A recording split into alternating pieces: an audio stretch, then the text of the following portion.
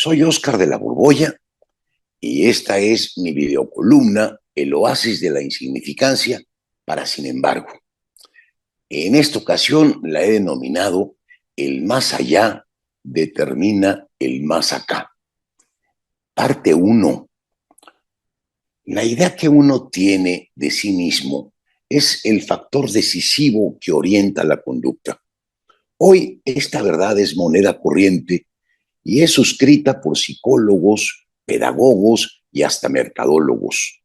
Suele hablarse de ella con el término autoestima, pero ya mi abuela tenía noticia de lo determinante que es la autopercepción y por eso hace siglos me decía, confía en ti, valórate, pues eso te permitirá conseguir una mejor vida.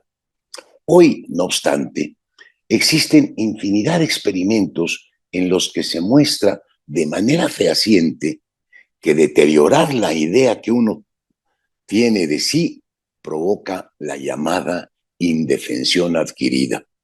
Esa descalificación a la que uno es inducido cuando se cree en desventaja frente a los demás. En fin, hoy se ha estudiado desde muchos ángulos cómo influye en la conducta la idea que cada quien tiene de sí mismo.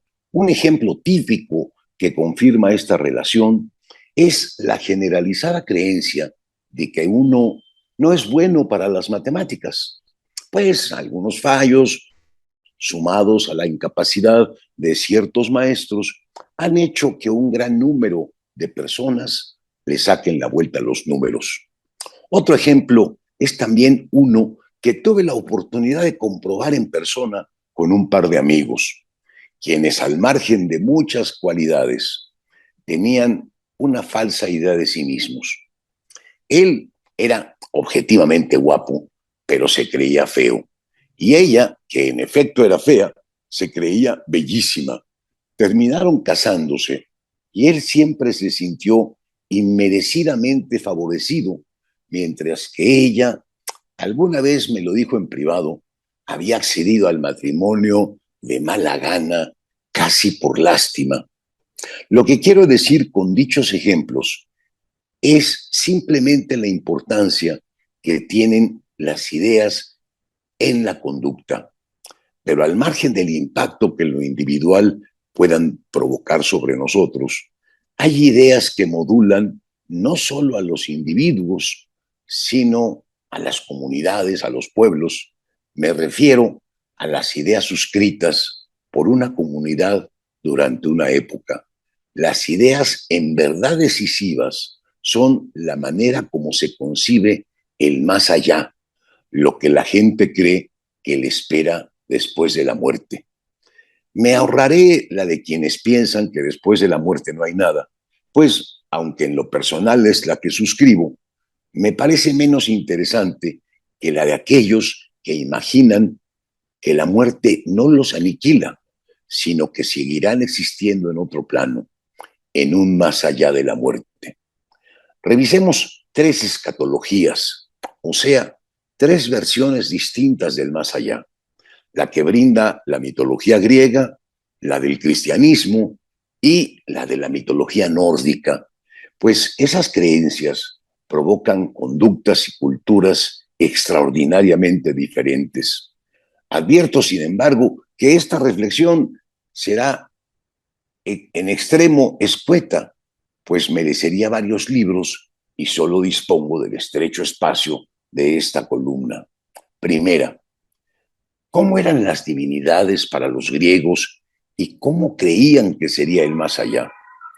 Como se sabe, Zeus derroca a su padre Cronos, un gigante que devoraba a sus hijos e inaugura el reinado de los dioses olímpicos.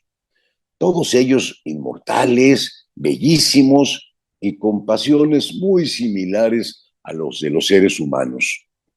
Zeus, para decirlo pronto, era un dios libidinoso que se interesaba carnalmente en las diosas menores, las nereidas y las humanas, y que se valía de toda clase de estratagemas para conseguir sus propósitos.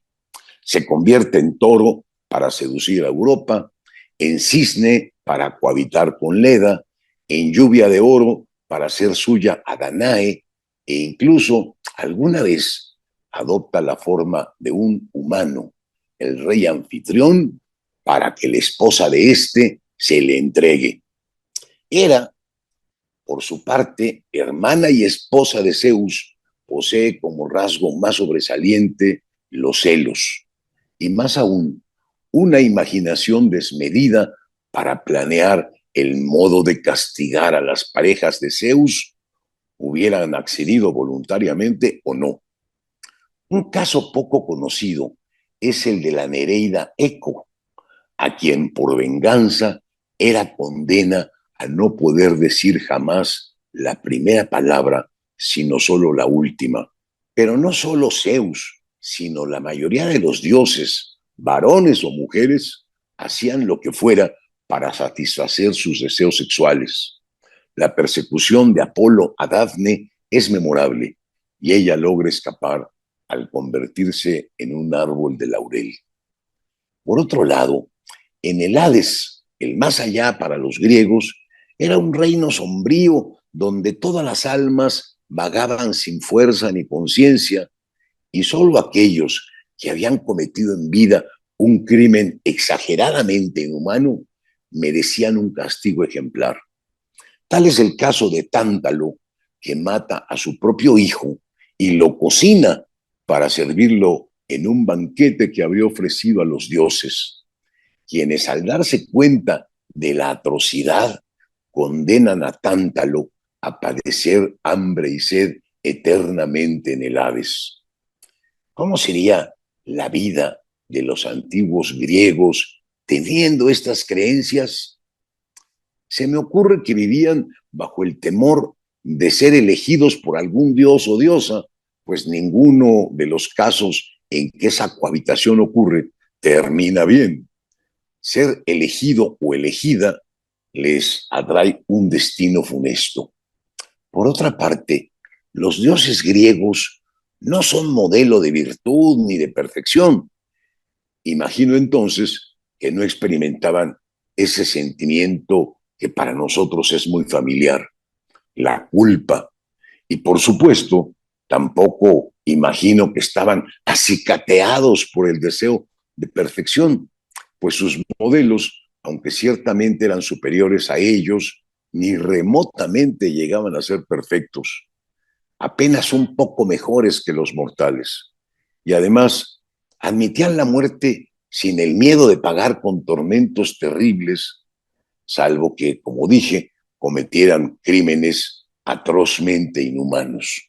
Aventuro que la vida para los griegos debía de ser muy relajada, pues su código moral era flexible, prácticamente sin consecuencias para la vida ultraterrena.